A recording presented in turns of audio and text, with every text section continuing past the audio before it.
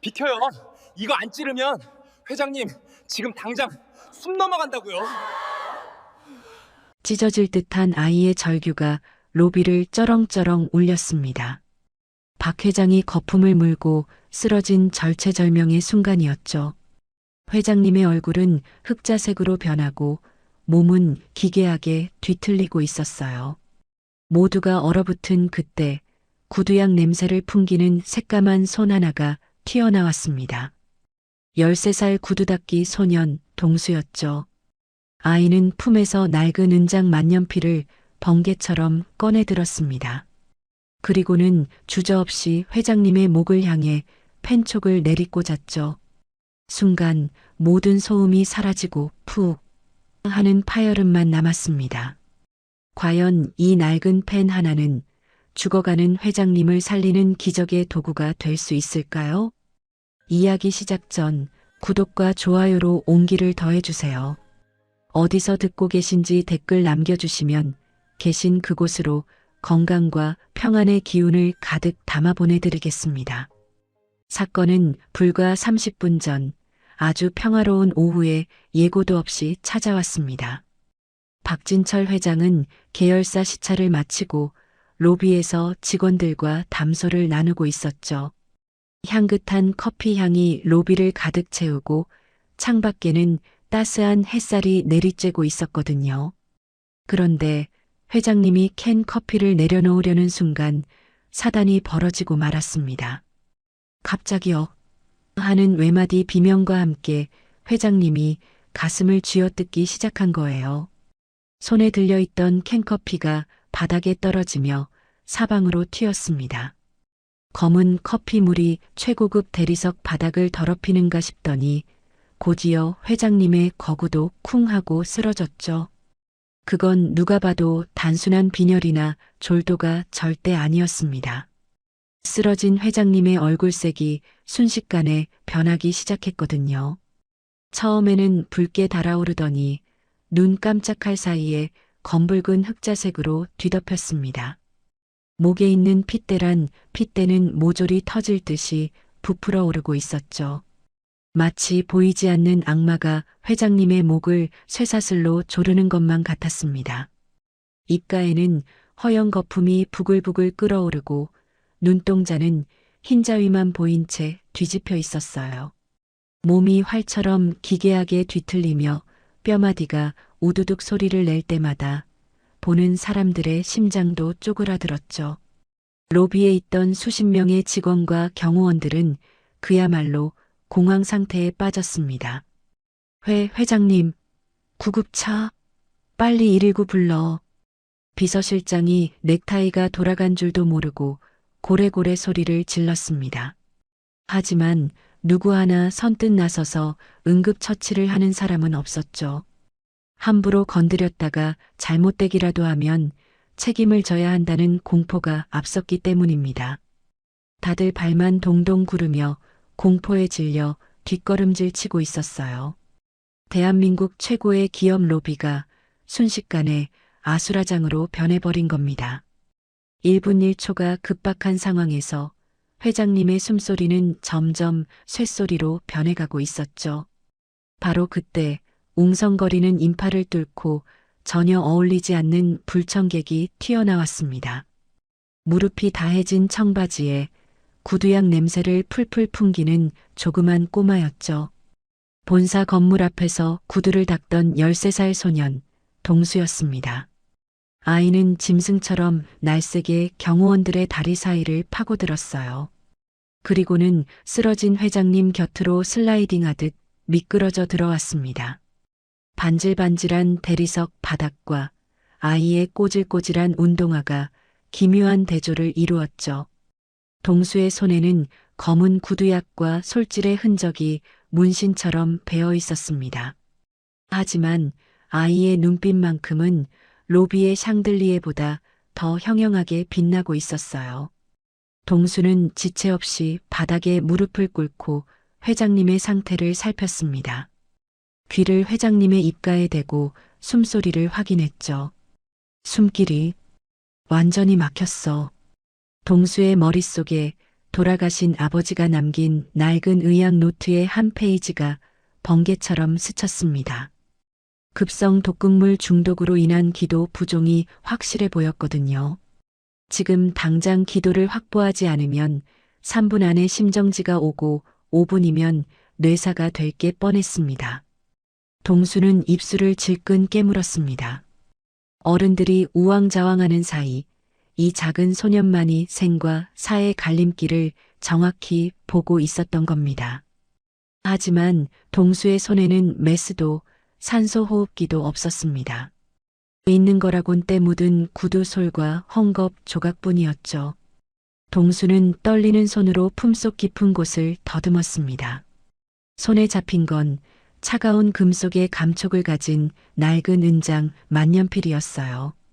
아버지가 목숨보다 아꼈던 유품이자 동수의 보물 1호였죠. 동수는 망설임 없이 만년필의 뚜껑을 돌려 열었습니다. 그리고 익숙한 손놀림으로 펜촉과 잉크통을 순식간에 분리해 버렸어요. 화려한 만년필은 이제 글을 쓰는 도구가 아니었습니다.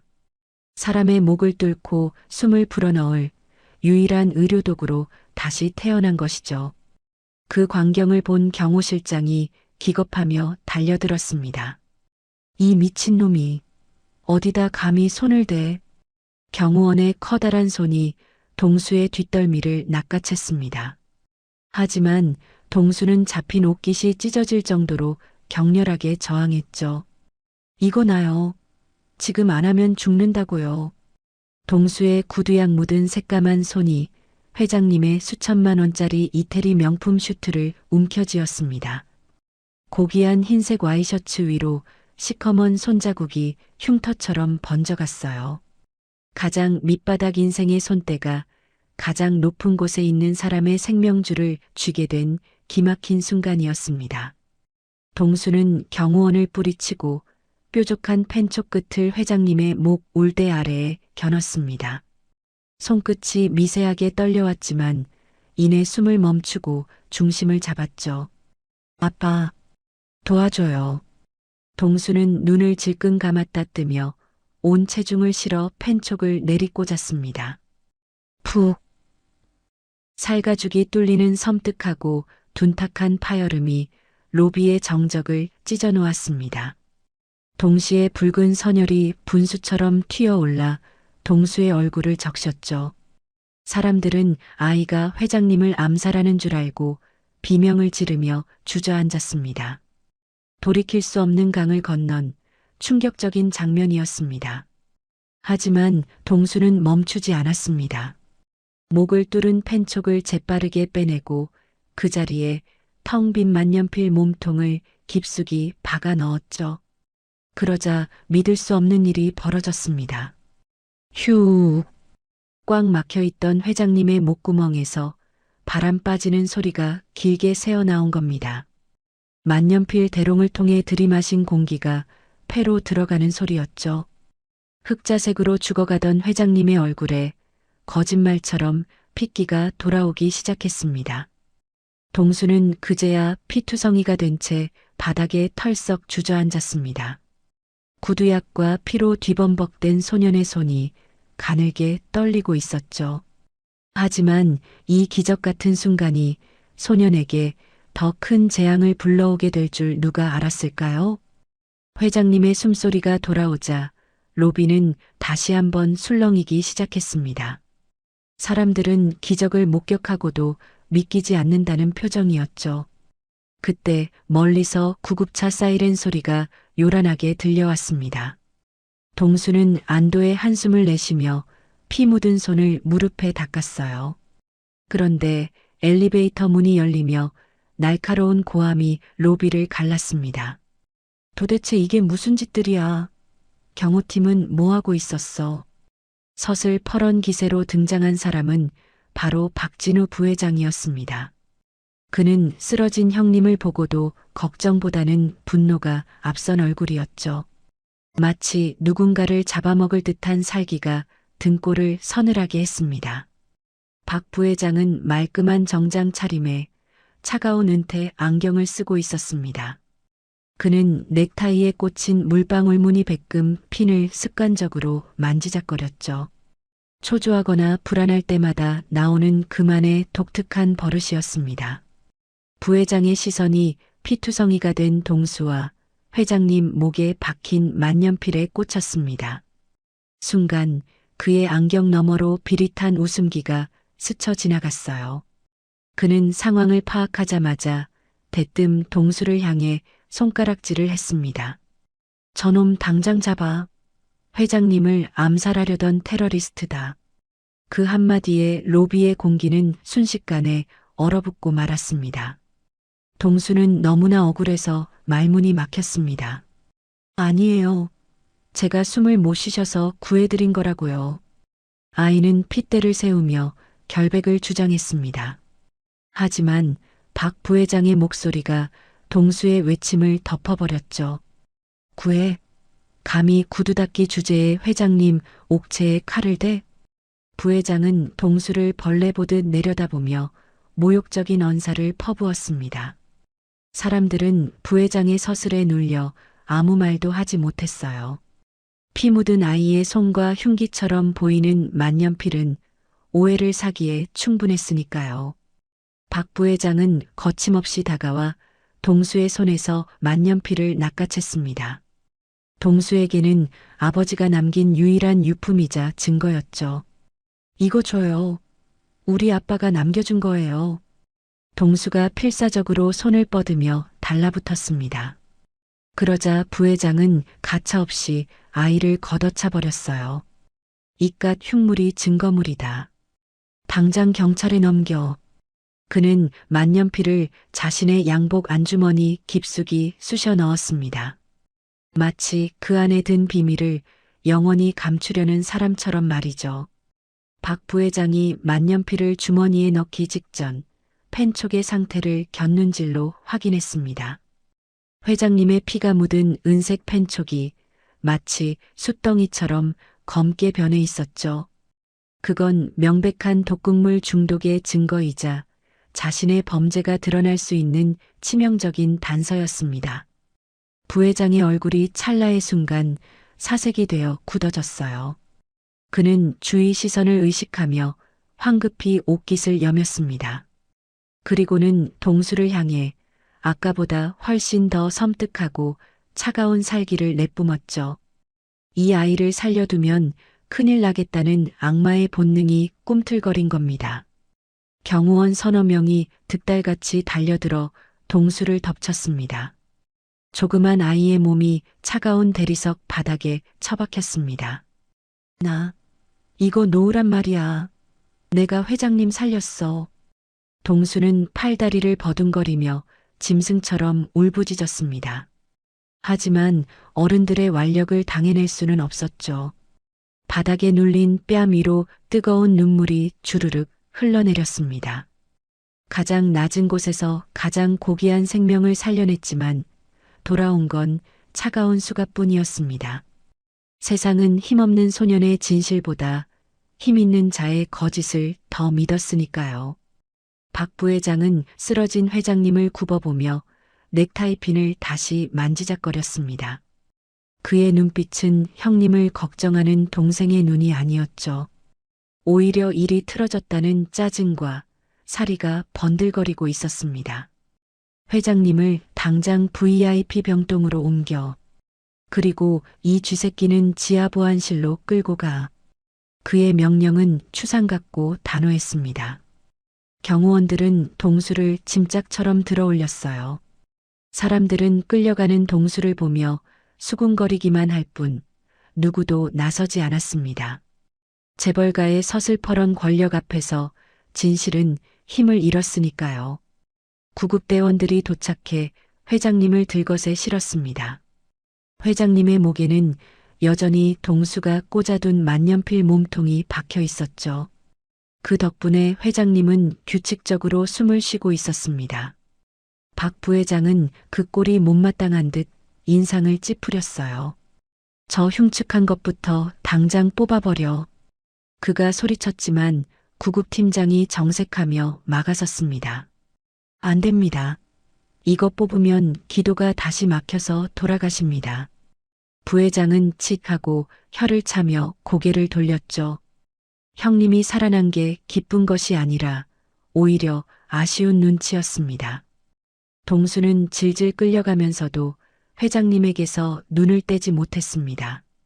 자신이 살려낸 생명이 멀어지는 것을 보며 절망감을 느꼈죠.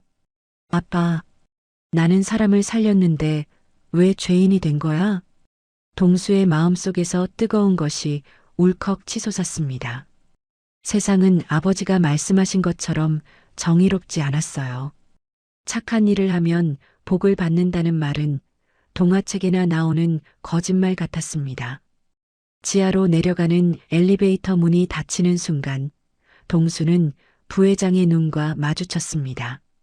그 차가운 눈빛은 마치 너는 이제 죽은 목숨이야라고 말하는 듯 했죠. 엘리베이터가 지하 깊은 곳으로 내려가기 시작했습니다.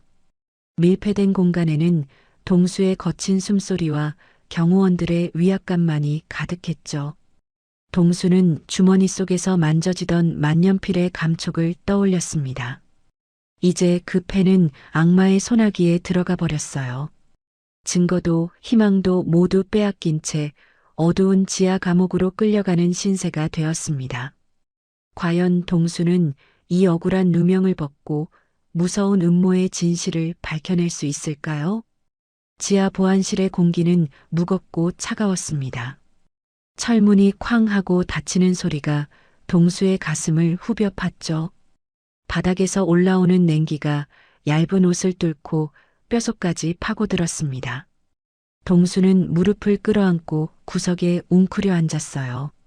조금 전까지만 해도 사람을 살렸다는 자부심에 가슴이 뜨거웠거든요.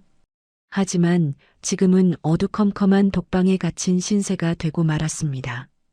공포는 단순히 무섭다는 감정을 넘어 명치 끝에 날카로운 얼음 조각이 박힌 듯한 통증으로 다가왔죠. 억울함에 눈물이 핑 돌았지만 동수는 입술을 꽉 깨물어 참았습니다. 여기서 울어봤자 들어줄 사람은 아무도 없었으니까요. 동수의 머릿속에서 아까 본 박 부회장의 모습이 떠나지 않았습니다. 특히 그가 만지작거리던 물방울무늬 백금 넥타이 핀이 자꾸만 눈에 밟혔죠. 어디선가 본 듯한 기시감이 머리를 지끈거리게 했습니다. 분명 예전에도 저걸 본 적이 있어. 동수는 기억의 파편을 맞추려 애쓰며 눈을 감았습니다. 그러자 잊고 지냈던 10년 전의 기억이 흑백 영화처럼 스쳐 지나갔어요. 동수가 7살이었을 때 아버지가 근무하던 병원 원장실의 풍경이었죠. 당시 동수의 아버지 강민호 씨는 대한병원 외과 과장이었습니다. 어느 날 동수는 아버지를 기다리며 원장실 밖 복도에 서 있었어요. 그런데 안에서 아버지의 고함 소리가 들려오는 게 아니겠어요? 부회장님, 이건 명백한 살인입니다. 마약성 진통제를 이렇게 빼돌리시다니요. 아버지의 목소리는 분노로 가득 차 있었습니다. 그리고 곧이어 차갑고 비릿한 남자의 목소리가 들려왔죠. 강 과장, 입 조심해. 자네 가족들 목숨이 파리 목숨보다 질길 것 같나? 그 남자는 말할 때마다 틱, 틱 하고 무언가를 건드리는 소리를 냈습니다. 어린 동수는 문틈으로 그 남자의 뒷모습을 훔쳐보았습니다. 남자는 초조한 듯 넥타이 핀을 계속해서 만지작거리고 있었죠. 물방울 모양의 백금 장식이 형광등 불빛을 받아 번뜩였습니다. 그때 그 남자가 휙 하고 뒤를 돌아보았어요. 동수는 너무 놀라 숨을 헛하고 들이켰습니다. 차가운 은퇴 안경 너머로 보이던 뱀처럼 싸늘한 눈빛. 그건 바로 조금 전 로비에서 동수를 발로 걷어찼던 박진우 부회장의 눈빛과 똑같았습니다. 동수의 심장이 미친 듯이 요동치기 시작했죠. 그날 이후 아버지는 매일 밤 불안에 떨며 무언가를 기록했습니다. 그리고 며칠 뒤 아버지는 의문의 교통사고로 세상을 떠나고 말았습니다. 경찰은 졸음운전이라고 했지만 어린 동수는 믿을 수 없었죠. 장례식장에 찾아온 박 부회장이 화환을 놓고 가며 짓던 그 비릿한 미소를 보았으니까요. 모든 것이 퍼즐처럼 맞춰졌습니다. 아버지를 죽음으로 몰고 간 원수가 바로 박진우 부회장이었던 겁니다. 그리고 10년이 지난 오늘 그가 자신의 형인 박 회장마저 죽이려 하고 있었죠. 동수는 주먹을 부르르 떨었습니다. 아버지가 돌아가시기 전날 밤 동수의 손에 쥐어주셨던 만년필이 떠올랐거든요. 동수야, 이 펜은 사람을 살리는 펜이란다. 억울한 사람을 위해 써라. 아버지는 그렇게 말씀하시며 펜 뚜껑 안쪽에 무언가를 숨기셨습니다. 그건 바로 박 부회장의 범죄가 기록된 마이크로 SDSD 카드였죠. 동수는 그 비밀을 지키기 위해 10년 동안 펜을 몸에서 떼지 않았습니다. 그런데 그 결정적인 증거가 지금 원수의 주머니 속으로 들어가 버린 겁니다. 동수는 자책감에 가슴을 쥐어뜯었습니다. 자신이 너무 힘이 없어서 아버지의 유언을 지키지 못한 것만 같았죠. 하지만 이내 고개를 세차게 저었습니다. 여기서 무너지면 아버지가 목숨 바쳐 지키려던 진실도 영원히 묻히게 됩니다. 무엇보다 지금 박 회장님의 목숨이 위험했어요. 부회장은 증거를 없애기 위해서라도 병원에 있는 회장님을 가만두지 않을 게 뻔했습니다. 동수의 눈에서 두려움이 사라지고 서늘한 분노가 차오르기 시작했죠. 그때 철문 밖에서 저벅거리는 군화 발자국 소리가 희미하게 들려왔습니다. 동수는 숨소리조차 내지 못하고 차가운 철문에 귀를 바짝 갖다 대었죠. 오늘 밤 안으로 조용히 처리해. 쥐새끼 한 마리 없어지는 건 일도 아니잖아. 섬뜩한 사내들의 목소리가 문틈을 타고 넘어와 고막을 찔렀습니다. 심장이 쿵하고 바닥으로 떨어지는 것만 같았어요. 놈들은 단순히 겁을 주려는 게 아니라 아예 영원히 입을 막아버릴 작정이었던 겁니다. 이대로 가만히 있다가는 아버지처럼 쥐도 새도 모르게 죽임당할 게 뻔했죠. 공포에 질려있던 동수의 눈빛이 살아야겠다는 처절한 생존 본능으로 바뀌었어요. 동수는 자리에서 벌떡 일어났습니다. 더 이상 울고 있는 7살 꼬마가 아니었으니까요.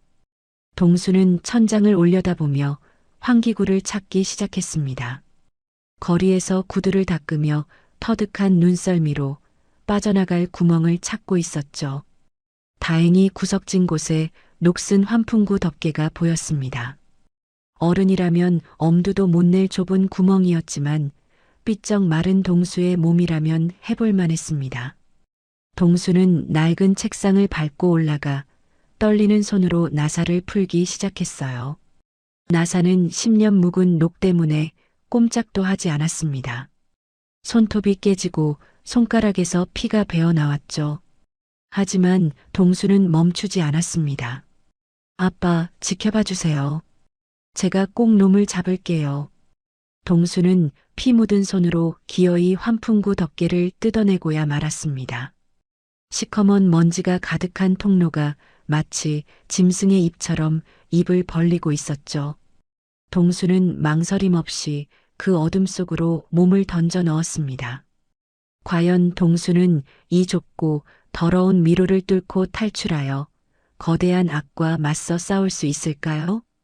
사건의 여파는 지하 주차장 구석에 있는 관리실까지 순식간에 퍼졌습니다. 50대 주차 요원인 칠성 씨는 라면을 먹다가 젓가락을 떨어뜨리고 말았죠. 무전기 너머로 믿을 수 없는 소식이 들려왔거든요. 로비에서 구두 닦이 놈이 회장님 목을 찔렀다. 당장 출구 봉쇄해. 칠성 씨는 입에 든 면발을 삼키지도 못한 채 벌떡 일어났습니다. 그 구두 닦이 놈이라면 분명 동수를 말하는 것이었습니다. 칠성 씨에게는 자식보다 더 살갑게 굴던 착한 녀석이었죠. 비가 오나 눈이 오나 성실하게 일하던 아이가 테러라니 말도 안 되는 소리였습니다. 칠성 씨는 모자를 고쳐 쓰고 밖으로 뛰쳐나갔습니다. 하지만 이미 로비 쪽은 보안 요원들이 개미떼처럼 깔려 있었죠. 칠성 씨는 주먹으로 벽을 쿵 하고 쳤습니다. 동수가 그럴 애가 아닌데 분명 뭔가 잘못된 거야. 그는 동수가 며칠 전 했던 말을 기억해냈습니다. 아저씨, 저 오늘 회장님 구두 닦아요. 광이 번쩍번쩍 나게 낼 거예요. 그렇게 해맑게 웃던 녀석이 암살을 시도했을 리가 없었죠. 칠성 씨의 투박한 머리가 빠르게 돌아가기 시작했습니다. 만약 동수가 범인이 아니라면 진짜 범인은 따로 있다는 소리였으니까요. 그때 칠성 씨의 뇌리에 번개 같은 생각이 스쳤습니다. 동수는 구두통을 메고 있었고 회장님은 커피를 마시고 있었다는 무전 내용이었죠. 사람이 갑자기 쓰러졌다면 10중 8구 먹은 게 잘못된 것일 테니까요. 독. 그래, 마시는 거에다 독을 탔을지도 몰라. 칠성 씨의 눈이 번뜩였습니다. 그렇다면 증거는 회장님이 마시던 커피 잔이나 음료수 캔일 게 분명했죠. 하지만 로비 청소부들이 이미 현장을 다 치웠을 게 뻔했습니다. 그 증거물들은 지금쯤 어디로 갔을까요? 칠성 씨의 시선이 지하 2층에 있는 쓰레기 집화장으로 향했습니다. 본사에서 나오는 모든 쓰레기가 모이는 거대한 무덤 같은 곳이었죠. 칠성 씨는 주위를 살피며 집화장 쪽으로 발걸음을 옮겼습니다. 역한 음식물 냄새와 곰팡내가 코를 찔러왔어요. 하지만 칠성 씨는 코를 막을 생각조차 하지 못했습니다. 지금 이 순간에도 동수가 억울하게 두들겨 맞고 있을 거라 생각하니 피가 거꾸로 솟았거든요. 그는 소매를 걷어붙이고 산처럼 쌓인 쓰레기 봉투 더미로 뛰어들었습니다. 청소부들이 로비에서 가져온 쓰레기 봉투는 검은색 대형 봉투였습니다. 칠성 씨는 미친 사람처럼 봉투를 하나하나 찢어발겼죠. 제발, 제발 나와라. 동수 살려야 한다. 썩은 과일 껍질과 커피 찌꺼기가 칠성 씨의 유니폼을 더럽혔습니다. 파리떼가 윙윙거리고 구정물이 신발 속으로 스며들었죠. 하지만 그는 멈추지 않았습니다. 동수가 추운 겨울날 건네주었던 따뜻한 율무차 한 잔을 기억하고 있었으니까요. 이깟 냄새쯤은 동수의 억울함에 비하면 아무것도 아니었습니다. 시간이 얼마나 흘렀는지 모릅니다. 칠성 씨의 이마에서는 굵은 땀방울이 비오듯 쏟아졌습니다. 허리가 끊어질 듯 아파왔고 숨은 턱 밑까지 차올랐죠. 포기하고 싶은 마음이 굴뚝 같았지만 그럴 수는 없었습니다.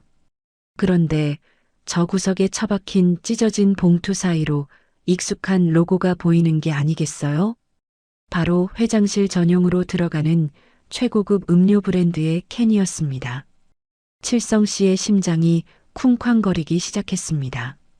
그는 떨리는 손으로 쓰레기 더미를 파헤쳐 그 캔을 집어들었죠. 찌그러진 알루미늄 캔 안에는 액체가 조금 남아 있었습니다. 칠성 씨는 조심스럽게 캔 뚜껑 쪽에 코를 갖다 대었죠. 순간 톡 쏘는 듯한 아몬드 냄새가 훅 스쳐왔습니다. 이거다. 이건 그냥 음료수 냄새가 아니야. 칠성 씨는 직감적으로 알 수 있었습니다. 평생 주차장에서 온갖 매연 냄새를 맡아온 그의 개코는 속일 수 없었거든요. 누군가 이 음료수에 독극물을 탄 게 확실했습니다. 이 작은 캔 하나가 동수의 목숨을 구할 유일한 동아줄이었습니다. 칠성 씨는 주위를 두리번거렸습니다. 다행히 지키는 사람은 아무도 없었죠. 그는 재빨리 손수건을 꺼내 캔을 감쌌습니다. 지문이 묻거나 증거가 훼손되면 안 된다는 걸 영화에서 봤거든요. 그는 캔을 품속 깊이 가슴 안주머니에 소중하게 집어넣었습니다. 마치 세상에서 가장 비싼 보석이라도 되는 양 옷깃을 단단히 여몄죠. 이제 이걸 경찰에게 가져가기만 하면 동수는 풀려날 수 있습니다. 칠성 씨의 얼굴에 회심의 미소가 번졌습니다. 칠성 씨는 헛기침을 하며 태연한 척 쓰레기장 입구로 발걸음을 옮겼습니다. 하지만 밖으로 나가는 철문 앞 분위기가 심상치 않았죠. 검은 양복을 입은 사내들이 입구를 가로막고 무언가를 지시하고 있었거든요. 그들의 손에는 쓰레기를 뒤질 때 쓰는 긴 쇠꼬챙이가 들려 있었습니다. 단순한 순찰이 아니라 무언가를 찾기 위해 작정하고 온 사람들이었죠. 칠성 씨의 등줄기에서 식은땀이 주르륵 흘러내렸습니다. 저들은 분명 회장님이 마신 그 캔을 회수하러 온 저승사자들이었습니다. 지금 나가면 꼼짝없이 마주칠 수밖에 없는 외통수에 걸리고 만 것이었죠. 하지만 그때 등 뒤에서 서늘한 목소리가 들려왔습니다. 거기서 뭐 하는 겁니까? 칠성 씨는 심장이 멎는 줄 알았습니다. 천천히 뒤를 돌아보니 검은 양복을 입은 사내 둘이 서 있었죠. 그들은 박 부회장의 직속 경호원들이었습니다. 그들의 눈빛은 쓰레기장을 감시하러 온 게 아니라 무언가를 찾으러 온 눈치였어요. 칠성 씨는 본능적으로 가슴을 움켜쥐었습니다. 과연 칠성 씨는 이 살벌한 감시망을 뚫고 동수의 결백을 증명할 증거를 무사히 전달할 수 있을까요? 동수가 환풍구 통로를 반쯤 기어갔을 때였습니다. 갑자기 앞쪽에서 눈부신 손전등 불빛이 확 쏟아져 들어왔습니다. 여기 있다. 쥐새끼가 천장으로 도망쳤어. 보안 요원들이 어느새 환풍구 도면을 보고 퇴로를 막고 있었던 겁니다. 동수는 뒷걸음질 쳤지만 뒤에서도 덜그럭거리는 소리가 들려왔죠. 결국 동수는 먼지투성이가 된 채 보안실로 다시 끌려 내려오고 말았습니다. 하지만 이번에 끌려간 곳은 차가운 지하 감옥이 아니었어요. 지상 15층에 위치한 호화로운 임원 전용 스위트룸이었습니다. 방 안에는 은은한 클래식 음악이 흐르고 있었습니다. 최고급 가죽 소파와 페르시아 양탄자가 깔린 별천지였죠. 테이블 위에는 김이 모락모락 나는 스테이크와 랍스터가 차려져 있었습니다. 동수의 꼬르륵 소리가 조용한 방 안에 크게 울려 퍼졌어요. 하루 종일 한 끼도 못 먹은 동수에게는 고문이나 다름없는 냄새였습니다. 그런데 욕실 문이 열리며 박진우 부회장이 걸어 나오는 게 아니겠어요? 그는 피 묻은 손을 씻고 하얀 수건으로 물기를 닦고 있었습니다. 아까 로비에서의 살벌한 표정은 온데간데였고 아주 인자한 미소를 짓고 있었죠. 박 부회장은 동수의 맞은편 소파에 다리를 꼬고 앉았습니다. 많이 배고프지? 어서 먹으렴. 너 주려고 차린 거야. 그의 목소리는 소름 끼칠 정도로 부드럽고 다정했습니다. 동수는 침을 꿀꺽 삼켰지만 포크를 들지는 않았죠. 이 남자가 아버지를 죽인 원수라는 사실을 뼈저리게 알고 있었으니까요. 동수가 쏘아보는 눈빛을 보내자 부회장은 허허 웃으며 와인을 한 잔 따랐습니다. 내가 오해를 하고 있구나. 난 널 해치려는 게 아니란다. 부회장은 와인 잔을 빙글빙글 돌리며 입을 열었습니다. 방금 병원에서 연락이 왔는데 우리 형님이 의식을 찾으셨단다. 그 말에 동수의 눈이 번쩍 뜨였습니다. 자신이 살려낸 것이 헛되지 않았다는 안도감이 밀려왔죠. 하지만 부회장의 다음 말은 동수의 기대를 산산조각 냈습니다. 그런데 말이야, 문제가 좀 생겼어. 형님 목에 감염 증세가 심각하다더구나. 부회장은 짐짓 걱정스러운 표정을 지으며 혀를 찼습니다. 더러운 구두약 묻은 펜으로 찔렀으니 당연한 결과겠지? 동수는 억울함에 주먹을 불끈 쥐었습니다. 거짓말. 저는 소독까지 하고 펜촉도 뺐다고요. 동수가 소리치자 부회장은 검지 손가락을 입술에 대며 조용히 시켰습니다. 쉿. 목소리 낮추렴. 세상 사람들은 진실에는 관심이 없단다. 부회장은 품 안에서 하얀 봉투 하나를 꺼내 테이블 위에 올렸습니다. 두툼한 봉투 사이로 5만 원권 지폐 다발이 보였죠. 여기 5천만 원이다. 그리고 내가 원하면 유학도 보내주마. 가난한 동수에게는 평생 만져보지도 못할 거금이었습니다. 부회장은 봉투를 동수 쪽으로 쓱 밀었습니다. 조건은 간단해. 경찰에 가서 딱 한마디만 하면 된다. 그는 동수의 눈을 똑바로 쳐다보며 나직하게 속삭였죠. 회장님이 미워서 홧김에 찔렀다고 자백하렴. 어차피 넌 미성년자라 금방 풀려나.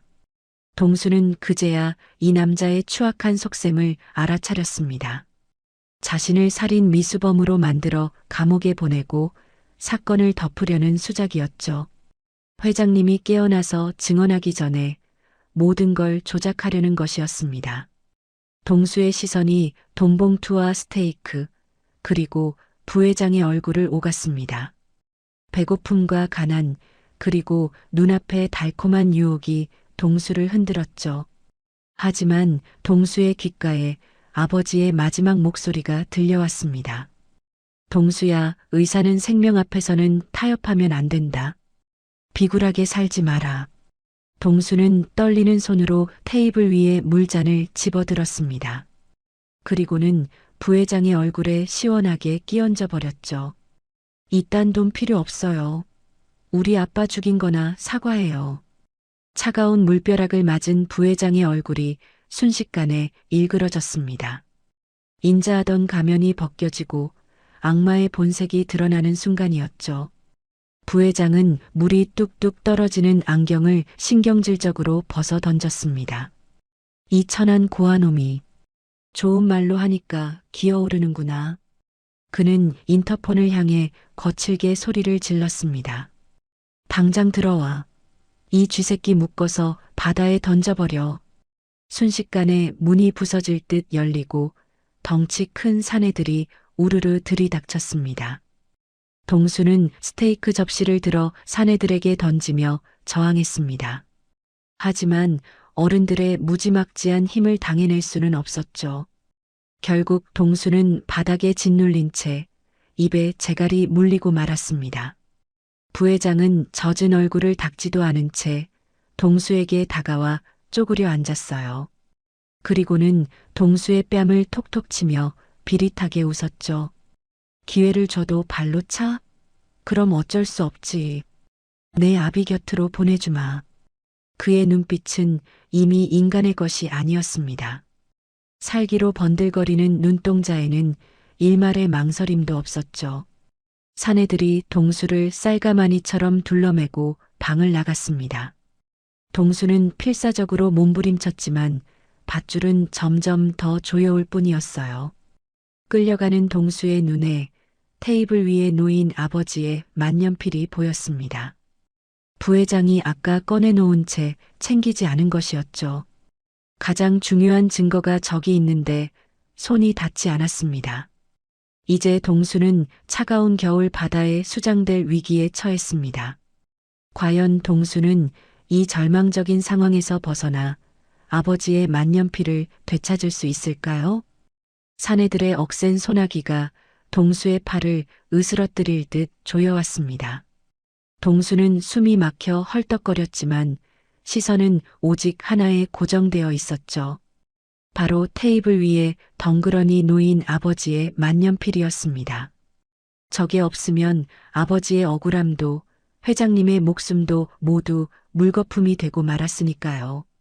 동수는 이대로 끌려가면 죽은 목숨이나 다름없다는 걸 직감했습니다. 어차피 죽을 각오라면 마지막으로 발버둥이라도 쳐봐야 하지 않았겠어요? 동수의 눈빛이 매섭게 변하더니 자신을 붙잡은 사내의 팔뚝을 노려보았습니다. 동수는 젖먹던 힘을 다해 사내의 손목을 콱 깨물어 버렸습니다. 아, 이 독한 녀석이. 사내가 비명을 지르며 반사적으로 팔을 풀었습니다. 그 틈을 놓치지 않고 동수는 테이블을 향해 몸을 날렸죠. 와장창. 요란한 소리와 함께 접시들이 바닥으로 떨어지며 박살이 났습니다. 스테이크 소스와 유리 조각이 사방으로 튀어 난장판이 되었어요. 사내들이 당황해서 주춤하는 사이 동수의 손이 번개처럼 움직였습니다. 동수의 손끝에 차가운 금속의 감촉이 느껴졌습니다. 드디어 만년필을 다시 손에 넣는데 성공한 것이었죠. 동수는 뒤도 돌아보지 않고 열린 문을 향해 질주했습니다. 저놈 잡아. 거기 안 서. 등 뒤에서 박 부회장의 고함 소리가 터져나왔죠. 하지만 동수는 멈출 수가 없었습니다. 여기서 잡히면 차가운 바다에 수장될 운명이었으니까요. 동수는 복도를 따라 미친 듯이 달렸습니다. 하지만 앞쪽 엘리베이터 문이 열리며 또 다른 경호원들이 내리고 있었습니다. 앞뒤가 꽉 막힌 절체절명의 위기였죠. 동수는 다급하게 주위를 둘러보았습니다. 저쪽에 비상계단 표시등이 희미하게 깜빡거리고 있었어요. 동수는 몸을 숙여 경호원의 다리 사이를 빠져나갔습니다. 그리고는 비상계단 문을 어깨로 들이받으며 안으로 굴러 들어갔죠. 심장이 터질 듯이 쿵쾅거리고 숨은 턱 밑까지 차올랐습니다. 동수는 계단을 굴러 내려가다 누군가의 다리에 부딪혔습니다. 으악! 살려주세요. 동수는 잡히는 줄 알고 비명을 지르며 웅크렸어요. 그런데 머리 위에서 아주 익숙하고 투박한 목소리가 들려왔습니다. 동수야, 너 여기서 뭐 하는 거야? 동수가 고개를 들어보니 주차관리요원 칠성 아저씨가 서 있는 게 아니겠어요? 쓰레기 냄새가 진동하는 작업복을 입은 채 눈이 휘둥그레져 있었죠. 지옥 같은 이곳에서 유일한 내 편을 만난 것이었습니다. 칠성 씨는 동수를 재빨리 계단 구석으로 끌어당겼습니다. 쉿! 조용히 해라. 지금 밖이 난리가 났다.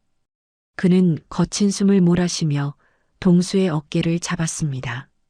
아까 쓰레기장에서 경호원들을 따돌리고 몰래 잠입해 들어온 참이었죠. 칠성 씨의 눈빛에는 걱정과 의심이 복잡하게 섞여 있었습니다. 동수야, 솔직하게 말해라. 내가 진짜 회장님을 찔렀냐? 가장 믿었던 아저씨조차 흔들릴 만큼 상황은 최악이었습니다. 동수는 억울함에 눈물을 글썽이며 고개를 세차게 저었습니다. 아니에요. 독 때문에 숨을 못 쉬셔서 뚫어드린 거라고요. 동수는 떨리는 손으로 품에서 만년필을 꺼내 보였습니다. 이거 보세요. 펜촉이 완전히 까맣게 변했잖아요. 동수가 내민 만년필 펜촉은 본래의 은색을 잃고 숯덩이처럼 변해 있었죠. 칠성 씨는 주머니에서 작은 손전등을 꺼내 펜촉을 비춰보았습니다. 정말로 펜촉 끝부분이 불에 탄 것처럼 시커멓게 부식되어 있었어요. 은은 독을 만나면 검게 변한다고 아빠가 가르쳐줬어요. 동수의 설명에 칠성 씨는 무릎을 탁 쳤습니다. 그래. 맞다. 사극에서도 기미 상궁들이 은수저로 독을 검사하잖아. 모든 퍼즐이 완벽하게 맞춰지는 순간이었습니다. 아까 쓰레기장에서 찾은 아몬드 냄새 나는 음료캔, 그리고 변색된 은 펜촉. 이 두 가지는 박 부회장의 독살 시도를 입증할 움직일 수 없는 증거였죠. 칠성 씨의 얼굴에서 의심이 사라지고 확신에 찬 분노가 타올랐습니다. 칠성 씨는 안주머니 깊숙한 곳에서 찌그러진 알루미늄 캔 하나를 꺼내 보였습니다. 내가 쓰레기장을 이 잡듯이 뒤져서 이걸 찾아냈다. 냄새를 맡아보니 딱 아몬드 냄새가 나더구나. 동수는 캔을 보자마자 눈이 휘둥그레졌습니다. 그건 바로 회장님이 쓰러지기 직전에 마셨던 그 음료수가 확실했으니까요. 아저씨, 이걸 어떻게 찾았어요? 동수의 목소리가 감격으로 떨려왔습니다. 이제 변색된 만년필과 독이 든 캔, 이 두 가지면 박 부회장의 가면을 벗기고도 남을 강력한 무기였습니다. 하늘이 동수를 버리지 않고 이 투박한 아저씨를 수호천사로 보내준 게 분명했죠. 칠성 씨는 동수를 와락 껴안아 주었습니다. 미안하다, 동수야. 아저씨가 잠깐이라도 널 의심해서 정말 미안해. 투박한 경상도 사내의 눈시울이 붉어졌습니다. 가진 것 없는 두 사람이 거대한 권력에 맞서 진실을 공유하게 된 것이었죠. 동수도 아저씨의 품에 얼굴을 묻고 참았던 눈물을 터뜨렸죠. 이제 혼자가 아니라는 사실이 동수에게 천군만마를 얻은 듯한 용기를 주었습니다. 칠성 씨는 결연한 표정으로 일어섰습니다. 이제 이 증거들을 가지고 경찰서로 가서 다 까발리자. 하지만 그때 위쪽 계단에서 쿵쿵거리는 발소리가 들려오기 시작했습니다. 아래쪽에서도 무전기 소리가 치직거리며 다가오고 있었죠. 경호원들이 비상계단을 위아래로 포위해 들어오고 있었던 겁니다. 도간에 든 쥐 신세가 된 두 사람, 도망갈 곳은 더 이상 없어 보였습니다. 과연 동수와 칠성 아저씨는 이 이중 포위망을 뚫고 무사히 탈출할 수 있을까요? 병실 안에는 무거운 침묵이 흐르고 있었습니다. 박진우 부회장은 의식을 되찾은 형님을 내려다보며 차가운 미소를 지었죠. 회장님은 목에 감긴 붕대 때문에 말을 할 수 없어 분노에 찬 눈빛으로 동생을 노려보았습니다. 부회장은 형님의 귓가에 입을 대고 나직하게 속삭였어요. 형님, 고생 그만하시고 이제 쉬셔야죠. 그룹은 제가 잘 맡겠습니다. 그는 양복 안주머니에서 미리 준비한 서류 한 장을 꺼내 들었습니다. 바로 경영권 승계각서와 비밀 금고 양도증이었죠. 여기에 지장만 찍으세요. 그럼 남은 여생은 편안하게 모시겠습니다. 회장님은 떨리는 손으로 서류를 낚아채더니 그 자리에서 찢어발겼습니다. 종이 조각이 눈처럼 흩날리자 부회장의 표정이 순식간에 악기처럼 일그러졌죠. 이 늙은이가 좋은 말로 하니까 못 알아듣는군. 부회장은 찢어진 종이를 형님의 얼굴에 뿌리며 본색을 드러냈습니다. 형님이 끝까지 버티시겠다? 그럼 어쩔 수 없지. 죽은 사람은 말이 없는 법이니까. 부회장은 뒤에 서 있던 병원장에게 눈짓을 보냈습니다. 원장, 준비한 대로 진행해. 사망 시각은 오늘 오후 2시 30분이다. 병원장은 식은땀을 흘리며 머뭇거렸습니다. 부회장님. 하지만 회장님은 이렇게 멀쩡히 살아계시는데. 그러자 부회장이 원장의 멱살을 잡고 으르렁거렸죠. 이 사람아, 자네 리베이트 장부 검찰에 넘길까? 시키는 대로 사망 진단서 끊어. 결국 병원장은 공포에 질려 고개를 끄덕이고 말았습니다. 멀쩡히 눈을 뜨고 있는 회장님을 두고 대한민국 역사상 가장 추악한 사기극이 시작된 겁니다. 회장님은 침대 위에서 몸부림쳤지만 경호원들이 팔다리를 억세게 짓눌렀어요. 잠시 후 병실에 설치된 대형 TV에서 긴급 속보가 터져나왔습니다. 뉴스 특보입니다. 대한그룹 박진철 회장이 급성 신부전으로 별세했습니다. 앵커의 침통한 목소리가 병실 안에 울려 퍼졌습니다. 화면에는 회장님의 영정 사진과 함께 향년 65세라는 자막이 큼지막하게 떴죠. 회장님은 자신의 부고 뉴스를 살아서 지켜보는 기막힌 상황에 넋을 잃었습니다. 살아있는 자신이 순식간에 유령이 되어버린 순간이었죠. 부회장은 낄낄거리며 TV 볼륨을 더 높였습니다. 들리세요, 형님? 온 국민이 형님 가시는 길을 애도하고 있네요. 부회장은 회장님에게 진정제를 투여하라고 지시했습니다. 장례식 끝날 때까지 푹 주무세요. 깨어나면 모든 게 끝나 있을 겁니다. 간호사가 주사 바늘을 꽂자 회장님의 의식이 몽롱해지기 시작했습니다. 하지만 부회장은 형님을 그냥 재울 생각이 없었죠. 그는 형님의 손목을 꽉 움켜쥐고 다급하게 물었습니다. 잠들기 전에 말해. 스위스 비밀 계좌 비밀번호랑 금고 열쇠 어디 있어? 이 모든 쇼의 진짜 목적은 바로 형님만이 알고 있는 비자금과 경영권이었습니다. 회장님이 죽어버리면 그 비밀도 영원히 묻히기에 살려두되 죽은 것으로 위장한 것이었죠. 회장님은 혼미해지는 정신 속에서도 입을 꾹 다물었습니다. 여기서 비밀을 말하면 그 즉시 진짜 시체가 될 게 뻔했으니까요. 독이 오른 부회장은 형님의 뺨을 때리며 발악했습니다. 독한 영감탱이. 좋아. 내가 언제까지 버티나 보자. 그는 경호팀장에게 은밀한 지시를 내렸습니다. 이 영감, 아무도 모르는 지하 영안실 냉동 창고 옆방에 가둬. 쥐새끼 한 마리도 모르게 해. 회장님은 침대째로 옮겨지며 천장을 바라보았습니다. 점점 흐려지는 시야 속에서 자신을 구해줬던 구두닦이 소년의 얼굴이 어른거렸습니다. 한편 병원 로비와 장례식장은 순식간에 아수라장이 되었습니다. 검은 양복을 입은 조문객들이 구름처럼 몰려들기 시작했죠. 기자들은 플래시를 터뜨리며 거짓된 죽음을 대서특필했습니다.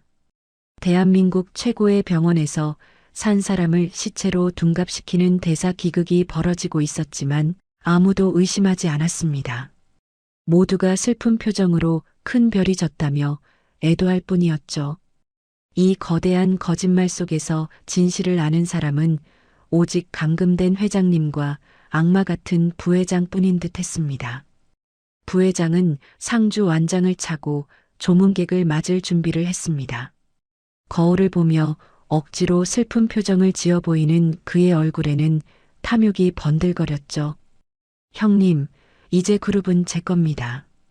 편히 쉬지는 못하실 겁니다.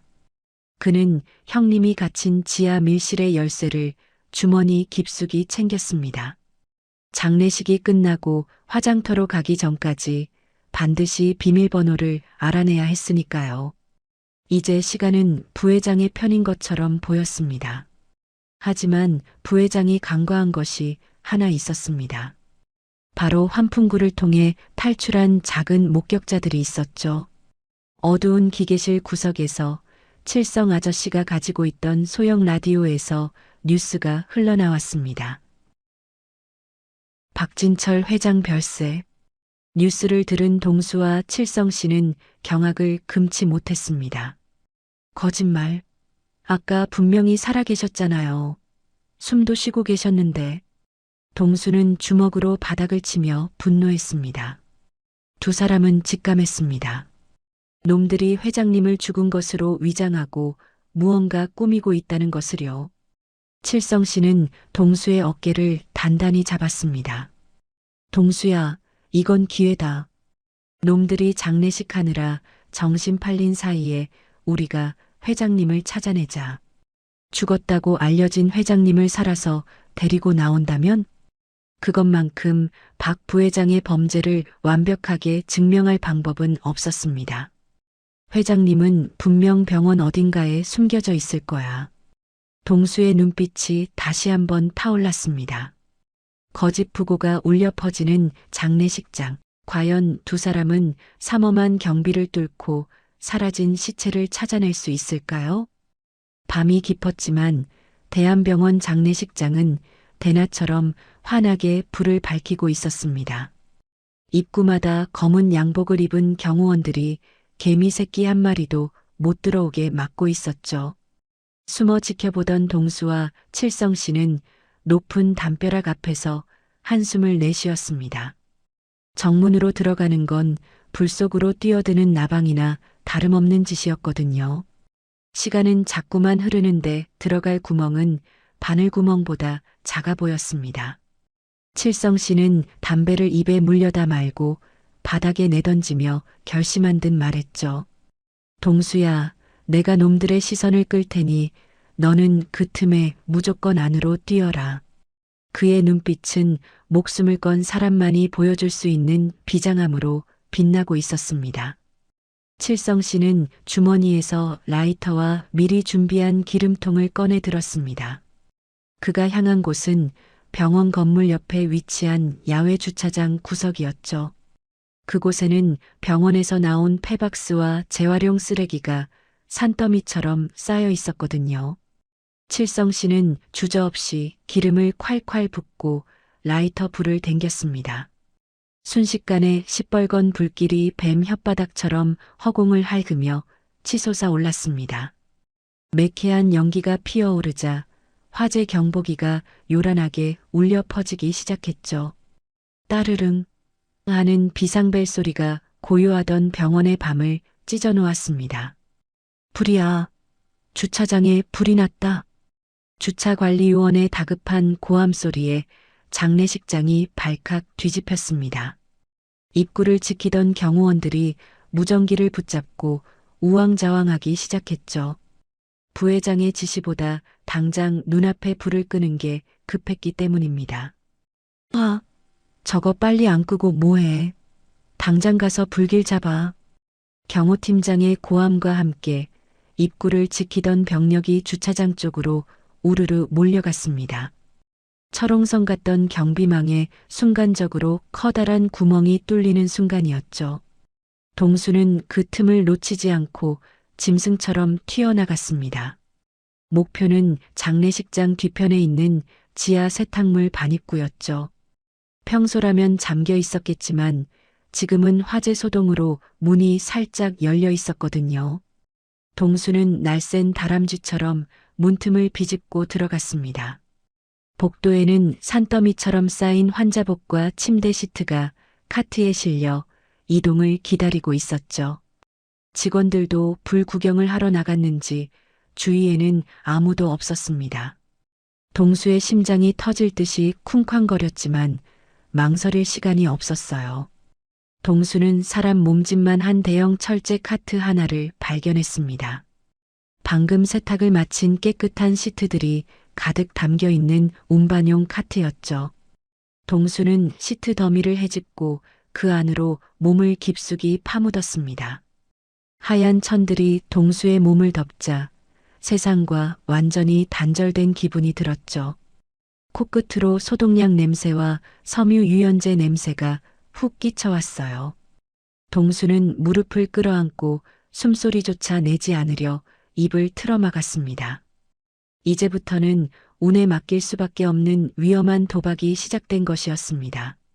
잠시 후 덜컹거리는 진동과 함께 카트가 움직이기 시작했습니다. 불 구경을 마치고 돌아온 직원이 카트를 밀기 시작한 것이었죠. 바퀴 굴러가는 소리가 동수의 귀에는 천둥 소리처럼 크게 들려왔습니다. 카트는 덜컹거리며 복도를 지나 엘리베이터 쪽으로 향했죠.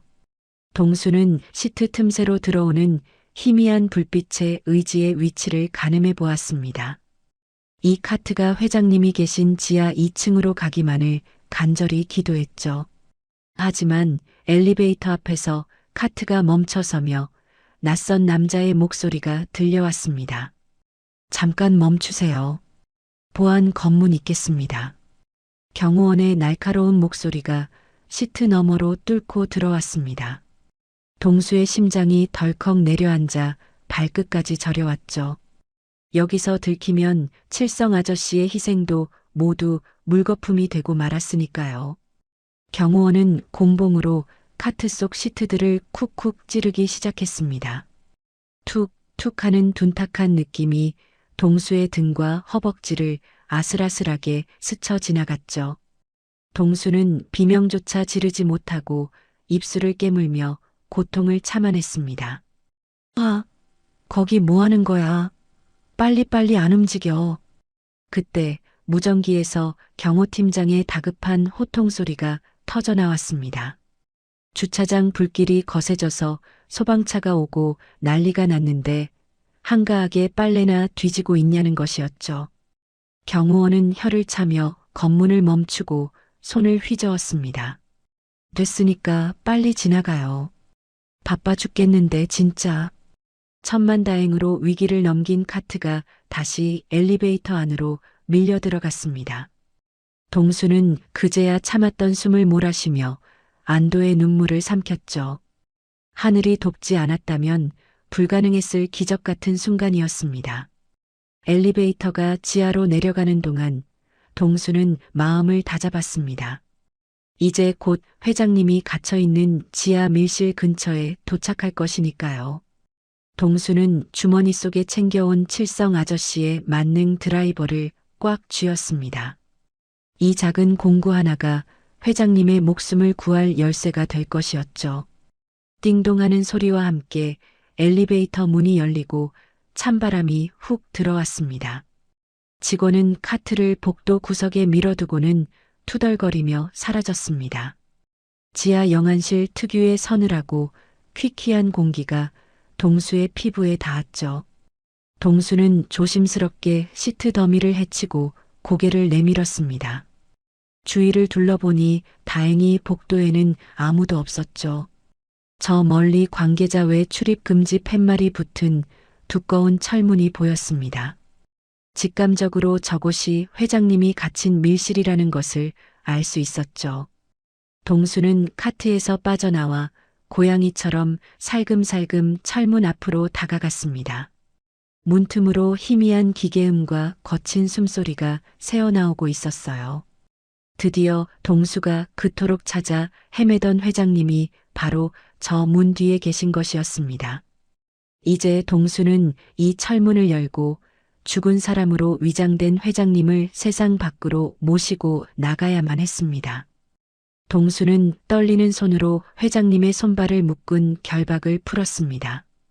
회장님은 퀭한 눈으로 동수를 바라보며 믿기지 않는다는 표정을 지었죠. 죽은 줄 알았던 꼬마가 지옥 같은 이곳까지 자신을 구하러 왔으니까요. 회장님은 동수의 손을 잡으려 했지만 힘이 없어 툭 떨어뜨리고 말았습니다. 동수야, 내가 여길 어떻게 해? 목소리는 갈라지고 쉬어서 거의 들리지 않을 지경이었습니다. 동수는 눈물을 훔치며 회장님을 부축해 일으키려 안간힘을 썼습니다. 어서 이곳을 빠져나가야 한다는 생각뿐이었거든요. 하지만 회장님은 고개를 가로저으며 동수의 옷자락을 잡아당겼습니다. 안 된다. 지금 나가면 놈들에게 들키고 말 거야.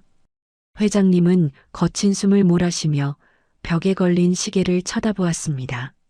시계 바늘은 밤 9시를 향해 부지런히 달려가고 있었죠. 박 부회장이 9시에 다시 온다고 했다. 회장님의 눈동자가 공포로 흔들리기 시작했습니다. 그놈은 단순히 상태를 보러 오는 게 아니라 일을 끝내러 오는 게 분명했거든요. 완벽한 승계를 위해 형의 숨통을 확실히 끊어놓으려는 것이었습니다. 동수는 등골이 서늘해지는 것을 느꼈습니다. 이대로 있다가는 둘 다 도간에 든 쥐꼴이 될 게 뻔했죠. 그럼 어떡해요? 빨리 도망쳐야죠. 동수가 발을 동동 구르자 회장님은 결심한 듯 입술을 깨물었습니다. 아니다. 놈은 내가 죽은 걸 확인해야만 물러갈 놈이다. 회장님은 침대 시트를 다시 덮으며 비장한 표정을 지었습니다. 내가 죽은 척을 하마. 너는 저 커튼 뒤에 숨죽이고 있어라. 그것은 목숨을 건 위험한 도박이나 다름없는 제안이었습니다. 그때 복도 끝에서 뚜벅뚜벅하는 구두 발자국 소리가 들려왔습니다. 규칙적이고 차가운 그 소리는 점점 병실문 앞으로 다가오고 있었죠. 동수는 화들짝 놀라 주위를 둘러보았습니다. 숨을 곳이라고는 창가에 드리워진 두꺼운 암막 커튼 뒷뿐이었거든요. 동수는 날쌘 몸놀림으로 커튼 뒤로 몸을 숨겼습니다. 회장님은 눈을 감고 입을 벌린 채 시체처럼 축 늘어졌습니다. 방 안에는 시계 초침 소리와 두 사람의 심장 소리만이 크게 울려 퍼졌죠. 철커덕. 소름 끼치는 금속음과 함께 잠겨있던 철문이 열렸습니다. 박진우 부회장이 검은 가죽 장갑을 낀 손으로 들어왔습니다. 그의 손에는 투명한 액체가 든 주사기가 들려 있었죠. 형님, 주무십니까? 아니면 기다리고 계셨습니까? 부회장은 비릿한 웃음을 흘리며 침대 곁으로 다가왔습니다. 커튼 뒤에 숨은 동수는 입을 틀어막고 공포에 질려 부들부들 떨었습니다. 주사기 바늘 끝이 형광등 불빛을 받아 서늘하게 번뜩이고 있었거든요. 부회장은 형님의 얼굴을 내려다보며 혀를 찼습니다. 쯧쯧. 천하의 박 회장이 꼴이 말이 아니네. 그는 주사기를 들어 올리며 혼잣말처럼 중얼거렸습니다. 이거 한 방이면 고통 없이 가시는 겁니다. 저를 원망하지는 마세요. 부회장의 목소리에는 일말의 죄책감도 느껴지지 않았습니다. 오직 탐욕과 광기만이 가득 차 있을 뿐이었죠. 그는 형님의 팔에 꽂힌 링거줄을 찾으려 손을 뻗었습니다. 절체절명의 순간 회장님은 숨을 멈추고 온몸의 근육을 이완시켰습니다. 부회장은 주사 바늘을 꽂으려다 말고 잠시 멈칫했습니다. 형님의 가슴이 전혀 움직이지 않는다는 걸 눈치챘기 때문입니다. 어라? 숨을 안 쉬네. 부회장은 의심스러운 눈초리로 형님의 코 밑에 손가락을 갖다 대었죠. 회장님은 터질 것 같은 폐의 고통을 참아내며 미동도 하지 않았습니다. 1분이 마치 1년처럼 길게 느껴지는 고문 같은 시간이었어요. 동수는 커튼 틈으로 그 장면을 지켜보며 식은땀을 줄줄 흘렸습니다. 제발 들키지 않기를 간절히 기도했죠. 부회장은 손가락을 떼고는 형님의 목덜미를 짚어보았습니다. 맥박을 확인하려는 치밀한 행동이었습니다.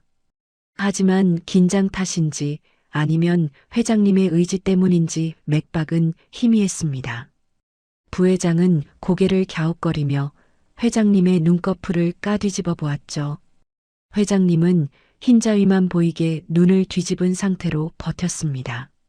어릴 적 동생과 장난치며 익혔던 시체놀이가 70평생 가장 중요한 순간에 쓰일 줄은 몰랐죠. 부회장의 얼굴에 묘한 안도감과 허무함이 스쳐 지나갔습니다. 참. 내 손에 피 묻힐 필요도 없이 가버리셨군. 부회장은 들고 있던 주사기를 다시 양복 안주머니에 집어넣었습니다. 이미 죽은 사람에게 비싼 독약을 쓸 필요가 없다고 판단한 것이었죠. 그는 죽은 척하는 형님의 어깨를 툭툭 치며 비아냥거렸습니다. 잘 가슈 형님. 장례식은 성대하게 치러드릴게. 부회장은 휘파람을 불며 뒤도 돌아보지 않고 방을 나갔습니다. 철문이 닫히는 소리가 들리자마자 회장님은 푸아 하고 참았던 숨을 토해냈습니다. 얼굴이 시뻘개진 채 기침을 하는 회장님을 보며 동수가 뛰쳐나왔습니다. 회장님, 괜찮으세요? 동수는 울먹이며 회장님의 등을 두드려 드렸습니다. 회장님은 가쁜 숨을 몰아쉬면서도 동수를 보며 희미하게 웃었죠. 살았다. 놈을 속였어.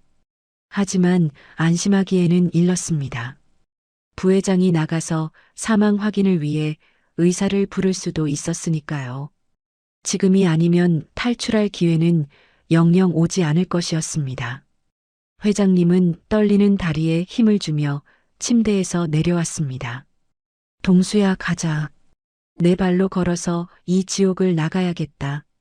과연 두 사람은 부회장이 다시 돌아오기 전에 이 삼엄한 병원을 빠져나갈 수 있을까요? 회장님과 동수가 탈출을 위해 막 문고리를 잡으려던 참이었습니다. 그런데 복도 끝에서 다시 그 소름 끼치는 구두 굽소리가 들려오는 게 아니겠어요? 두 사람은 사색이 되어 서로를 쳐다보았습니다. 부회장이 뭔가 미진한 게 있어 다시 돌아온 것이 분명했죠. 두 사람은 황급히 다시 제자리로 돌아가야 했습니다.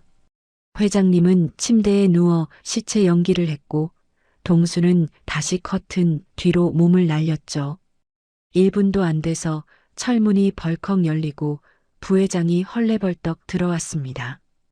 그의 손에는 전 재산 포기 각서라는 서류가 들려 있었죠. 부회장은 형님의 침대맡으로 다가와 거칠게 숨을 몰아쉬었습니다. 젠장, 지장을 깜빡했군. 이것만 있으면 법적으로 완벽한데. 그는 주머니에서 붉은 인주통을 꺼내 뚜껑을 열었습니다. 이미 죽은 사람의 지장이라도 찍어서 문서를 위조하려는 속셈이었죠. 그는 망설임 없이 형님의 축 늘어진 엄지손가락을 잡았습니다. 그리고는 손가락에 붉은 인주를 듬뿍 묻혔죠. 차갑게 식은 형의 손을 잡고도 그는 일말의 망설임조차 없었습니다. 부회장은 종이를 침대 위에 펼치고 형님의 손가락을 가져갔습니다. 하지만 손가락이 굳은 듯 잘 펴지지 않았죠. 그는 짜증이 난다는 듯 형님의 손가락을 뒤로 확 꺾어버렸습니다. 아니, 죽어서도 왜 이렇게 뻣뻣해? 좀 펴봐. 우지끈하는 소리가 날 만큼 무자비하게 힘을 주어 눌렀습니다. 고통스러울 법도 한데 회장님은 비명 한마디 지르지 않고 버텼습니다. 부회장은 억지로 손가락을 서류 빈칸에 갖다 대며 회심의 미소를 지었죠. 바로 그 순간이었습니다. 죽은 줄 알았던 회장님의 손이 부회장의 손목을 덥석 움켜쥐는 게 아니겠어요? 마치 강철 쇠고랑이 채워진 것처럼 꼼짝도 하지 않았습니다. 부회장은 기겁을 하며 으악 하고 비명을 질렀습니다. 그는 엉덩방아를 찌으며 뒤로 낮아빠지고 말았죠. 침대에 누워있던 회장님이 벌떡 일어나 앉았습니다. 두 눈을 부릅뜨고 동생을 노려보는 눈빛이 형형하게 빛나고 있었어요. 내 재산이 그렇게 탐나더냐? 동생아. 회장님의 호통 소리가 좁은 병실을 쩌렁쩌렁 울렸습니다. 부회장은 귀신이라도 본 사람처럼 얼굴이 하얗게 질렸습니다. 형님? 살아 계셨어요? 그는 뒷걸음질 치다가 벽에 부딪혀 주저앉고 말았죠. 자신의 완전 범죄가 들통났다는 공포가 그를 집어삼켰습니다. 하지만 공포는 곧이어 지독한 살기로 바뀌기 시작했습니다. 어차피 이렇게 된 이상 진짜로 죽여서라도 입을 막아야 했으니까요. 부회장의 표정이 순식간에 악기처럼 일그러졌습니다. 살아있어? 끈질긴 노인네 같으니. 그럼 지금 진짜로 죽여주지. 그는 넥타이에 꽂혀있던 은색 핀을 뽑아들었습니다. 그것은 단순한 장신구가 아니라 특수 제작된 암살 무기였거든요. 핀 끝에는 스치기만 해도 심장이 멎는 맹독 앰플이 숨겨져 있었습니다. 이거 한 방이면 고통도 없이 갈 거야. 잘 가슈. 그는 미친 사람처럼 핀을 치켜들고 회장님을 향해 달려들었습니다. 회장님은 침대 위라 피할 곳이 없어 눈을 질끈 감았습니다. 부회장의 독침이 회장님의 목을 찌르려는 절체절명의 순간이었죠. 그때 커튼 뒤에서 동수가 안 돼요. 라고 소리치며 튀어나갔습니다. 동수는 몸을 날려 부회장의 팔을 들이받았습니다. 하는 소리와 함께 부회장이 중심을 잃고 비틀거렸죠. 그 틈을 놓치지 않고 동수는 부회장의 손을 걷어찼습니다. 은색 넥타이 핀이 허공을 날아 바닥으로 떨어졌습니다. 쨍그랑 유리 앰플이 깨지며 투명한 액체가 바닥에 쏟아졌습니다. 순식간에 바닥 카펫이 하얀 연기를 내뿜으며 시커멓게 타들어갔죠. 그 무시무시한 독성에 세 사람 모두 숨을 삼켰습니다. 적의 몸에 들어갔다면 회장님은 그 자리에서 즉사했을 게 분명했으니까요. 동수는 깨진 핀 조각을 발로 차서 멀리 치워버렸습니다. 이게 바로 증거예요. 회장님을 죽이려던 독극물이라고요. 동수의 외침에 부회장은 넋이 나간 표정으로 바닥을 쳐다보았습니다. 회장님은 침대에서 내려와 동수의 어깨를 감싸 안았습니다. 고맙다, 동수야. 내가 내 목숨을 2번이나 살렸구나. 부회장은 도끼 품은 눈으로 두 사람을 노려보며 일어섰습니다. 아직 안 끝났어. 내 경호원들이 밖에 깔려 있다고. 그는 품에서 무전기를 꺼내 고래고래 소리를 질렀습니다. 뭐해? 당장 들어와. 이놈들 다 죽여버려. 하지만 무전기 너머에서는 지직거리는 잡음만 들려올 뿐이었습니다. 아무런 대답도 발자국 소리도 들려오지 않았죠. 부회장이 당황해서 무전기를 흔들 때였습니다. 병실 문이 천천히 열리며 낯익은 얼굴이 등장했습니다. 바로 칠성 아저씨가 뒷짐을 지고 여유롭게 걸어 들어오는 게 아니겠어요? 그의 뒤로는 경찰 제복을 입은 사람들이 줄지어 서 있었습니다. 칠성 씨는 씩 웃으며 부회장에게 손을 흔들어 보였죠. 부회장님, 찾으시는 경호원들은 지금 경찰서로 가는 중입니다만 상황은 완전히 역전되었습니다. 과연 부회장은 이 빼도 박도 못하는 상황에서 어떤 최후를 맞이하게 될까요? 경찰들이 박진우 부회장의 양손에 차가운 수갑을 채웠습니다. 이거나 내가 누군지 알아? 난 대한그룹 회장이 될 사람이야. 부회장은 발악하며 고래고래 소리를 질렀습니다. 하지만 이미 깨진 독극물 앰플과 회장님의 생생한 증언이 나온 마당이었죠. 현행범으로 체포되는 그를 구해줄 사람은 아무도 없었습니다. 회장님은 끌려가는 동생을 차가운 눈빛으로 내려다보았습니다. 진우야, 감옥에 가는 건 너무 쉬운 벌이지. 내 진짜 벌은 지금부터다. 회장님은 비서실장에게 전화를 걸어 짧고 굵은 지시를 내렸습니다. 박진우의 모든 직위를 해제하고 차명 계좌와 부동산까지 전부 회수해. 다음 날 아침 대한민국이 발칵 뒤집힐 만한 뉴스가 터졌습니다. 박진우 부회장의 살인 미수 혐의와 비자금 횡령 사실이 만천하에 드러났던 것이죠. 국세청과 검찰이 그의 집과 사무실을 이잡듯이 압수수색했습니다. 숨겨둔 금괴와 비밀 장부들이 줄줄이 고구마 줄기처럼 엮여나왔습니다. 법원은 도주 우려가 있다며 그의 전 재산에 대해 가압류를 승인했죠. 으리으리하던 그의 저택에는 빨간 압류 딱지가 도배되었습니다. 어제까지만 해도 재벌 부회장이었던 그가 하루아침에 빈털터리가 된 것이었습니다. 박진우는 보석금을 낼 돈조차 없어 유치장에 갇혀 있었습니다. 그런데 며칠 뒤 검찰 조사를 받고 잠시 풀려나는 일이 생겼죠. 회장님이 동생이 거리에서 죗값을 치르게 해달라며 처벌 불원서를 냈기 때문이었습니다. 박진우는 환호성을 지르며 경찰서 문을 나섰습니다. 역시 형님은 멍청해. 내가 다시 재기해서 복수해주마. 하지만 경찰서 밖으로 나온 그는 현실을 마주하고 얼어붙고 말았습니다. 그를 기다리는 고급 세단도 굽신거리는 비서들도 온데간데 없었거든요. 주머니를 뒤져보니 꼬깃꼬깃한 1,000원짜리 몇 장이 전부였습니다. 그는 택시를 잡아타고 자신의 청담동 고급 빌라로 향했습니다.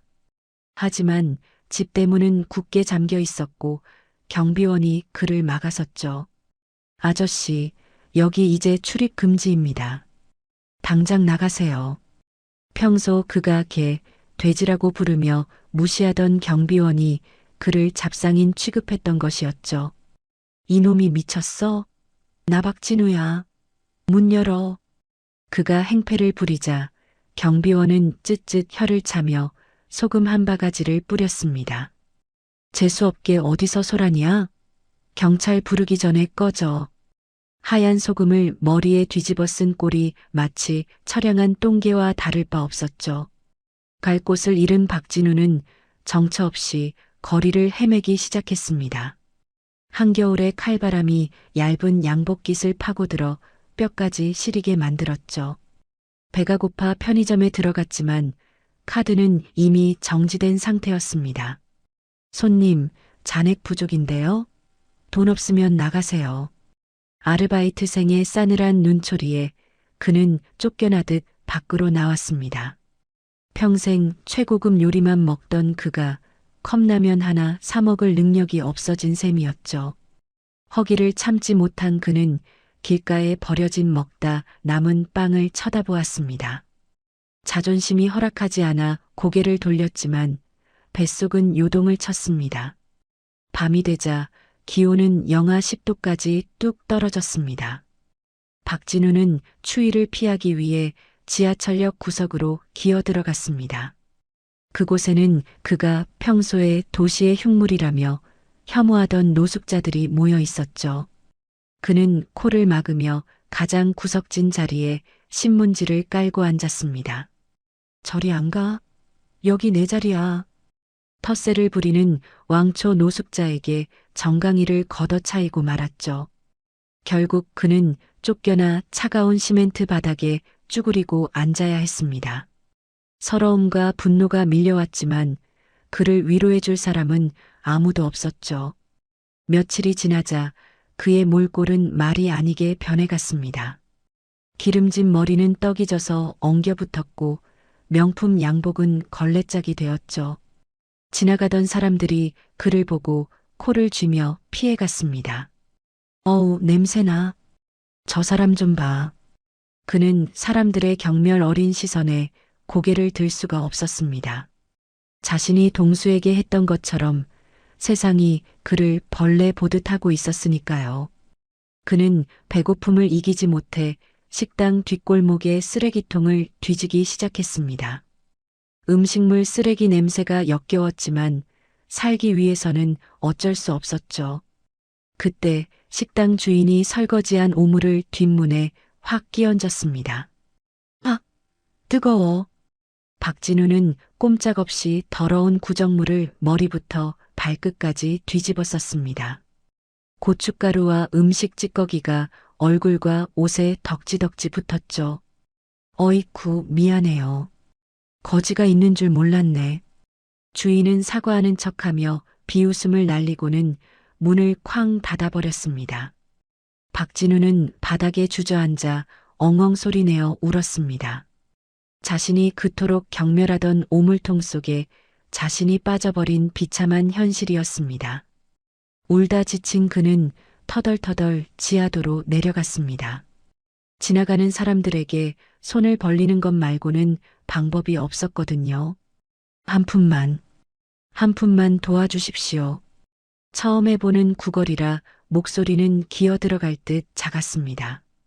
하지만 바쁜 사람들은 그를 투명 인간 취급하며 지나쳐갔죠. 그때 한 꼬마 아이가 다가와 그의 손에 500원짜리 동전을 쥐어주었습니다. 그는 고맙다는 말도 못하고 멍하니 동전을 바라보았죠. 그 꼬마는 바로 며칠 전 자신이 구두 닦던 동수를 발로 찼던 그 또래였습니다. 박진우는 그제야 뼈저린 후회의 눈물을 흘렸습니다. 가진 것이 많을 때는 몰랐던 1,000원 한 장의 소중함을 알게 된 것이었죠. 그는 차가운 바닥에 머리를 박고 오열했습니다. 회장님이 말한 진짜 벌이 무엇인지 뼛속 깊이 깨달았기 때문이었습니다. 감옥보다 더 무서운 건 사람들에게 철저히 잊히고 무시당하는 삶이었던 겁니다. 한때 천하를 호령하려 했던 그는 이제 거리의 가장 낮은 곳에서 죄를 씻어야 했죠. 과연 모든 것을 되찾은 회장님과 동수는 어떤 행복한 결말을 맞이하게 될까요? 어느덧 매서운 겨울바람이 지나가고 따스한 봄이 찾아왔습니다. 서울 시내 한복판, 가장 목 좋은 자리에 번듯한 가게 하나가 문을 열었죠. 간판에는 동순의 반짝이 구두방이라는 글씨가 큼지막하게 적혀 있었습니다. 유리창 너머로 보이는 가게 안은 먼지 하나 없이 깨끗하고 환했죠. 지나가던 사람들은 발길을 멈추고 호기심 어린 눈으로 가게를 들여다보았습니다. 구두 닦기가 이런 좋은 가게를 낸다는 건 전례가 없는 일이었으니까요. 가게 안에서는 말끔한 앞치마를 두른 청년이 구슬땀을 흘리며 구두를 닦고 있었습니다. 바로 거리의 천덕꾸러기였던 동수가 어엿한 사장님이 된 것이었습니다. 사장님, 여기 광 좀 더 내주이소. 익숙하고 투박한 목소리의 주인공은 바로 칠성 아저씨였습니다. 그는 주차 관리 일을 그만두고 구두방의 지배인이 되어 동수를 돕고 있었죠. 양복을 빼입은 칠성 씨는 싱글벙글 웃으며 손님들을 맞이했습니다. 두 사람은 이제 피를 나눈 형제보다 더 끈끈한 가족이 되어 있었던 겁니다. 동수는 칠성 아저씨의 너스레에 환하게 웃으며 구두소를 더 힘차게 돌렸습니다. 지옥 같았던 지난날의 고통은 이제 두 사람의 훈장처럼 빛나고 있었죠. 점심시간이 되자 가게 앞에 검은색 고급 세단 한 대가 미끄러지듯 멈췄습니다. 차에서 내린 사람은 다름 아닌 박진철 회장님이었습니다. 회장님은 건강을 완전히 회복하여 지팡이 없이도 성큼성큼 걸어 들어왔죠. 동수야, 장사는 좀 잘 되느냐? 회장님은 동수의 손을 꼭 잡으며 친아들처럼 흐뭇해했습니다. 사실 회장님은 동수에게 큰 빌딩을 선물하려 했지만 동수가 극구 사양했었죠. 저는 제 땀으로 번 돈이 좋아요. 대신 작은 가게 하나만 빌려주세요. 그 당찬 부탁에 회장님은 허허 웃으며 이 가게를 마련해 준 것이었습니다. 동수의 구두방에는 한 가지 특별한 원칙이 있었습니다. 바로 어려운 이웃에게는 돈을 받지 않는다는 원칙이었죠. 폐지 줍는 할머니나 새벽 인력 시장에 나가는 일용직 아저씨들의 신발은 언제나 공짜였습니다. 에구, 미안해서 어쩌나. 젊은 사람이 땅 파서 장사하는 것도 아닌데. 손님들이 미안해하며 주머니를 뒤적이면 동수는 손사래를 쳤습니다. 괜찮아요. 제 아버지가 남기신 뜻인걸요. 동수는 아버지가 의술로 사람을 살렸듯 자신은 구두를 닦으며 사람들의 발걸음을 가볍게 해주고 싶었던 것이죠. 가게 한쪽 벽면에는 작은 액자 하나가 걸려 있었습니다. 그 안에는 불에 그을려 색이 변한 낡은 만년필 한 자루가 놓여 있었죠. 바로 동수가 회장님의 목숨을 구하고 진실을 밝혀냈던 그 은색 만년필이었습니다. 손님들은 그 만년필을 보며 저게 무슨 보물이라도 되냐고 물었죠. 그럴 때마다 동수는 만년필을 바라보며 조용히 미소 지었습니다. 그것은 단순한 펜이 아니라 정의가 승리한다는 것을 증명한 동수의 자부심이었으니까요. 아버지가 남겨주신 그 유산이 동수의 인생을 구원한 셈이었습니다. 어느 날 저녁 허름한 운동화를 신은 한 여학생이 쭈뼛거리며 들어왔습니다. 저 면접 보러 가는데 신발이 너무 더러워서요. 돈은 나중에. 동수는 학생의 떨어진 운동화 끈을 보며 자신의 어린 시절을 떠올렸습니다. 그는 말없이 운동화를 받아들고 정성껏 솔질을 시작했죠. 하얀 거품을 내어 묵은 때를 벗겨내자 헌 신발이 새 것처럼 하얗게 변했습니다. 동수는 깨끗해진 신발을 학생에게 신겨주며 따뜻하게 말했습니다. 이 신발 신고 꼭 합격해요. 응원할게요. 학생은 눈물을 글썽이며 고개를 숙였고 동수의 가슴은 벅차올랐습니다. 밤이 깊어 셔터를 내리고 퇴근하는 길, 동수는 밤하늘을 올려다보았습니다. 서울의 밤하늘은 네온사인 때문에 별이 잘 보이지 않았지만 동수의 눈에는 분명히 보였습니다. 자신을 내려다보며 환하게 웃고 계시는 아버지의 얼굴이 말이죠. 아빠, 저 잘하고 있죠? 이제 더 이상 울지 않아요. 동수의 옆에는 든든한 칠성 아저씨가, 뒤에는 회장님이, 그리고 마음속에는 아버지가 함께하고 있었습니다. 차가운 거리에 고아였던 소녀는 이제 세상에서 가장 부유한 사람이 되어 있었죠. 동수는 칠성 아저씨와 어깨동무를 하고 힘차게 발걸음을 옮겼습니다. 두 사람의 뒷모습 위로 가로등 불빛이 스포트라이트처럼 쏟아졌죠. 비록 가진 것 없이 시작했지만 정직과 용기 하나로 인생을 바꾼 기적 같은 이야기였습니다. 동수의 반짝이 구두방은 그날 밤도 세상의 가장 낮은 곳을 비추며 환하게 빛나고 있었죠. 절망 속에서도 끝내 희망을 잃지 않았던 소년, 동수의 이야기는 여기까지입니다. 지금까지 달봄 사연이었습니다.